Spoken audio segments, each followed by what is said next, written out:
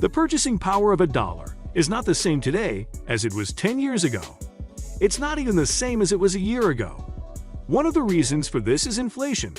It's an economic phenomenon in which the cost of everything goes up, somewhat reducing the value of money in the process. In this video, we explain to you how to hedge against inflation like a pro. This is simply a way by which you can protect your assets against this economic phenomenon. Alright, so before we dive into the real meat of this video, we need to go over the basics of inflation again. There's much more to the concept than what we briefly mentioned in the introduction. So, inflation is defined as the reduction in a given currency's purchasing power over time. Inflation happens not because of the currency itself, but because the prices of goods and services are increasing. But then why do these prices increase in the first place? Well, there are many answers to that question. First off, we have cost-push inflation. This is when prices increase due to increases in production costs, such as raw materials and wages. The demand stays the same, yet supply drops dramatically. As a result, the costs of production are passed on to customers. Then we have demand pull inflation. This is when strong customer demand emerges for a particular good or service. Going by the basic principles of supply and demand, a strong demand will cause a price hike.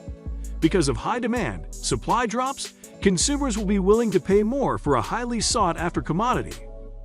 Another way inflation can happen is by expansionary fiscal policy. This is government-controlled inflation. In times of economic prosperity, governments can increase the amount of discretionary income for both businesses and consumers. More money in the system means consumers are willing to spend more, and this will lead, once again, to heightened demand and decreased supply. As much as inflation is a normal economic phenomenon, it must be controlled, otherwise it could wreak economic havoc. Most governments try to keep the rate of inflation between 1% to 2% per year. The reasons why inflation is terrible are implicit in the definition. How can businesses or even governments get anything done if their money isn't worth much? Governments have some measures they put in place to reduce inflation.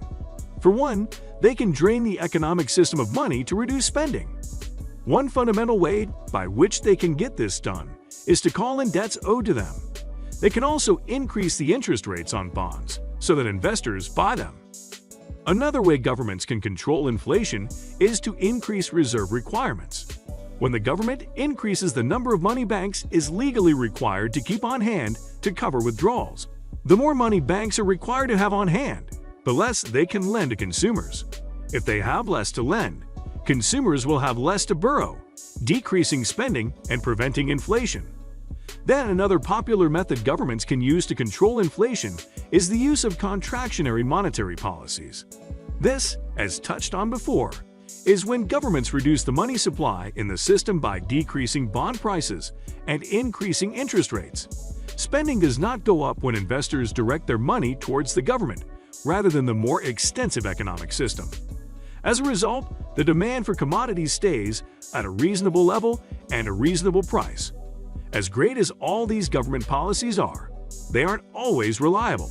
Sometimes their effect kicks in too slowly, and this slow pace is detrimental to the conduction of serious business. And so, how do business people hedge against inflation?